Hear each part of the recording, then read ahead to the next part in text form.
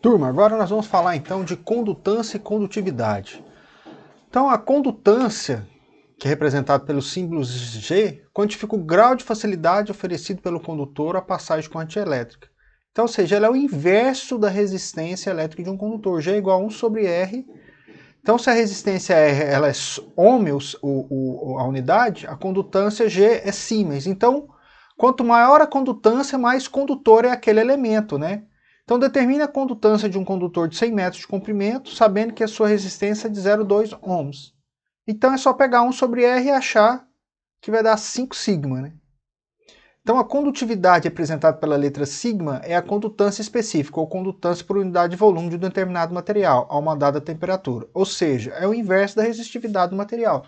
Então, basicamente, a condutância e a condutividade são os inversos, respectivamente, da resistência e da resistividade, né? Então, por exemplo, calcule a condutividade de um fio de cobre por centímetro cúbico, sabendo que a sua resistividade vale 1,77 microohms por centímetro. Então é só pegar o sigma e fazer 1 sobre ρ, o inverso. 1 sobre 1,77 microohms vezes centímetro. Faz essa conta, converte 1 sobre ômega para sigma. Nós vamos ter que é 0,56 vezes 10 a sexta sigma por centímetro cúbico, né? Que aí é a condutividade do material. Que é uma condutividade bem elevada, né? Significa que ele tem uma baixíssima resistividade. Então agora a gente vai falar da resistência, a relação dela com a temperatura, né? Então, vários fatores influenciam o valor da resistência elétrica, como comprimento, a área da seção transversal e o material. Neste caso, vamos avaliar a influência da temperatura no valor da resistência. Por quê? Tem alguns materiais, a maioria deles, inclusive, quando é submetido, né, a uma corrente elétrica, essa resistência faz o material esquentar, vai variar a temperatura, né? Ele vai trocar calor com o meio, e esse resistência faz a resistência, o material em si vai aquecer, né? Então vai variar a temperatura que antes estava ambiente, quando o circuito estava desligado, e quando você ligou não, é uma temperatura mais elevada, né? Então, sob o ponto de vista físico, a resistência elétrica de um sólido depende basicamente de dois fatores. O número de elétrons livres existentes na estrutura do material e da mobilidade dos elétrons livres a se deslocarem através da rede cristalina do material. Evidentemente, quanto maior for o número de elétrons livres, né, no sólido, menor será a sua resistividade, maior sua condutividade. Do mesmo modo, essa resistividade será tanto menor quanto mais facilmente os elétrons se deslocarem através da rede cristalina do material. Certo? O que foi comprovado cientificamente é que, para os metais, o número de elétrons livres praticamente não varia com a variação de temperatura. Por outro lado, o aumento da temperatura provoca um aumento da agitação térmica dos elétrons. É isso que acontece, né? A temperatura dá mais agitação nos elétrons e dos íons da rede cristalina. Em virtude disso, ao se deslocarem, os elétrons sofrerão um maior número de colisões contra os íons da rede. Isto é, terão sua mobilidade reduzida. Então, nos metais, não havendo um aumento do número de elétrons livres e ocorrendo uma redução de sua mobilidade, uma elevação de temperatura acarretará necessariamente um aumento da resistividade elétrica do material. Então isso é interessante. Os elétrons livres estão lá, mas se eles se agitarem pouco, tudo bem, vai passar os elétrons tranquilamente. Mesmo eles estando ordenados, se a temperatura aumenta muito, a agitação desses elétrons e das moléculas vão ficar maior, né? E com isso pode haver colisão e isso vai dificultar aí, né, essa movimentação desses elétrons, esse fluxo, né? Se a variação da temperatura não for excessivamente grande, bom, excessivamente grande eu acredito que seja mais de 3.000 graus, né, por aí, porque a gente vai ver no próximo exemplo que existe uma variação de até 2.000 graus, né? Mas assim, acima disso, 3.000, 2.500 graus, já seria uma variação muito elevada. Relação entre a resistividade do material nas temperaturas θ2 final e θ1 é dado por essa equação. O ρ2, resistividade 2, é igual a ρ1, 1 mais alfa delta θ, né? Então, ρ2 é a resistividade da temperatura θ2, por exemplo, mais alta, né? Vamos considerar assim. ρ1 é do material na temperatura θ1, inicial. Δθ seria essa diferença, θ2 menos θ1. E o alfa é o coeficiente de temperatura da resistividade do material, né? Então vamos deduzir essa fórmula para resistência. R é o quê? ρL sobre S. R2, né? e ρ2 vai ser R2S sobre L. R1 é ρ1 L sobre S, mantendo o mesmo comprimento, a mesma área dos dois, vamos considerar que só muda, né, o material. Então, aqui ρ1 vai ser R1S sobre L. Então, a gente substituindo aqui, ó, R2S mais R é igual a R1S sobre L, né, nos dois casos, 1 mais alfa delta teta. Se a área é a mesma e o L é o mesmo, você pode simplificar isso aqui. Vai ficar que R2 vai ser igual a R1, 1 mais alfa delta teta. Ou seja, essa mesma relação aqui das resistividades vale para as resistências inicial e final, né? Antes e depois da variação de temperatura, né? Então, o alfa, né, com acima podemos descrever que R2 é igual a R1 mais alfa delta teta. Fazendo as substituições aqui, a gente acha que o alfa é graus Celsius a menos 1. Né? O alfa é um coeficiente de temperatura e resistividade, mas é interessante que tem um alfa muito parecido com esse, também usado para dilatação térmica. Né? Tem um coeficiente para dilatação, né? Quando aumenta a temperatura, tem uma fórmula de dilatação térmica muito similar a essa da resistividade. Então é interessante observar, agora voltando para a eletricidade, né, para a resistência, o comportamento de alfa para algumas substâncias ou materiais. Em um grande número de substâncias, onde estão incluídos todos os metais, alfa é maior que zero, ou seja, ele é positivo.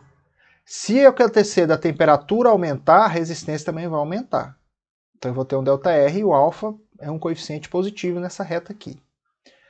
Outras substâncias, como carbono e elementos semicondutores, como silício e germânio, apresentam valores negativos. Quando se aumenta a temperatura, a resistência, ao invés de aumentar, ela diminui. Isso implica na redução do valor da resistência quando elas são aquecidas. Existe ainda um grupo de materiais que praticamente não tem alfa, o alfa é nulo, né? Ou seja, a resistência não varia em qualquer temperatura que eu colocar, né? São ligas metálicas que são usadas principalmente na fabricação de resistores. Né? Então, por exemplo, os resistores, para não ter essa variação muito intensa, eles fazem essas ligas aí que não tem praticamente nenhuma variação de temperatura. Né? Então aqui é um exemplo de algumas ligas metálicas, né, para fazer resistores, por exemplo, nicrocromo, que é o níquel e o cromo, constantan, que é níquel, cobre e zinco, manganina, que é cobre e manganês, niquelina, que é cobre, manganês e níquel. Né? Então aqui um exemplo instrutivo de como a gente avaliar essa variação de temperatura no filamento de tungstênio de uma lâmpada incandescente, cuja resistência é de 20 ohms quando desligada. Se a tensão aplicada no funcionamento normal é de 120 volts e a corrente de 0,6 amperes, determine a variação do valor da resistência. Então ele dá o alfa aqui e o ρW, tá vendo? Que é do tungstênio. O tungstênio ele tem uma característica interessante, porque ele é um dos materiais, se não for o maior, ponto de fusão, né? Ele chega a quase 4.000 graus aí, acho que é 3.000 alguma coisa, não lembro, mas é uma temperatura extremamente elevada aí, para ele se fundir e ficar líquido. Então é um material que suporta uma temperatura muito elevada, né?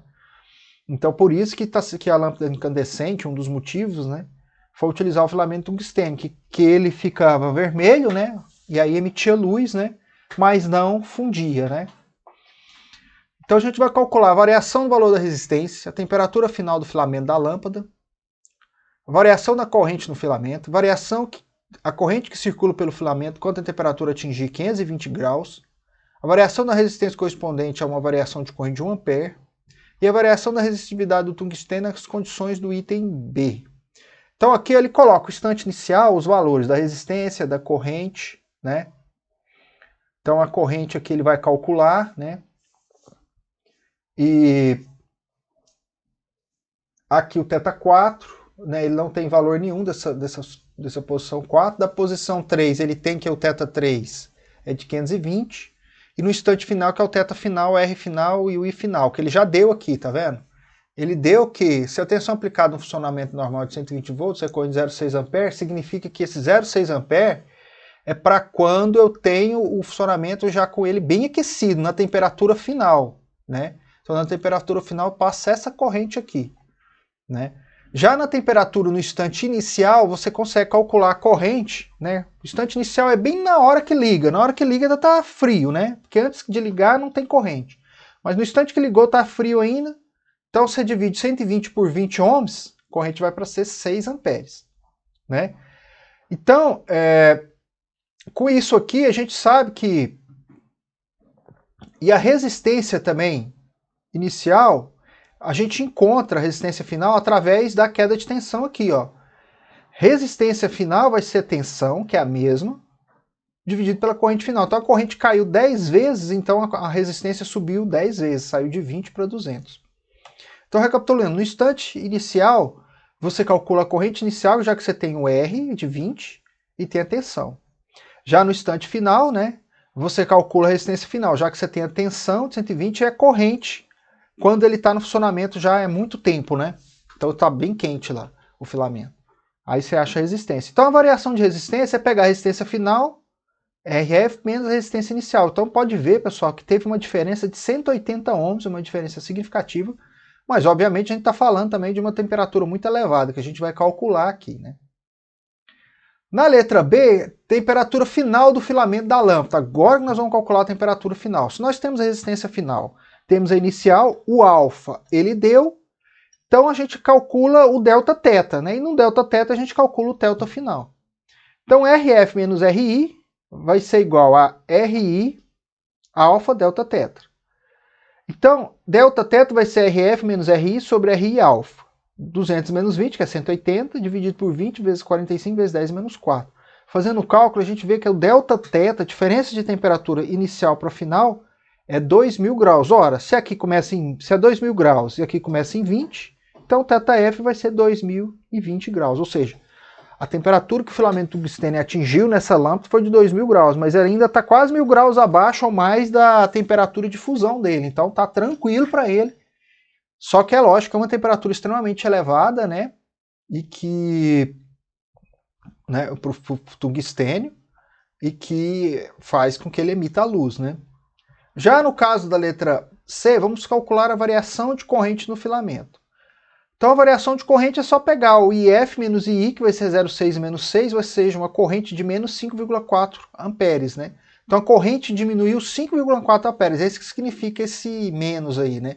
Ela diminuiu, ela começou num valor inicial alto e diminuiu para 0,6, né? Perdeu aí 5,4 amperes, por quê? Porque a resistência, né, aumentou.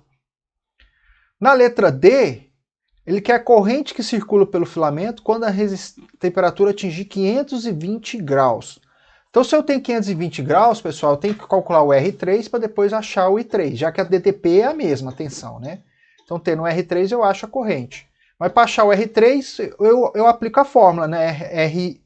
R3 vai ser igual a RI e o delta teta disso aqui, né? Então, vamos lá. Delta teta, teta 3 menos teta I, que vai ser 520 menos 20, que dá 500 graus, né? Então aí a gente aplica na equação. R3 é igual a RI, 1 mais alfa, o alfa é constante, vezes delta teta. Então vai ser 20, 1 mais 45 vezes 10 menos 4, vezes 500, que vai dar o R3 de 65 ohms. Pronto, achei o R3, aí o I3 vai ser o V sobre o R3. V sobre R3, 120 sobre 65, dá aproximadamente 1,85 amperes.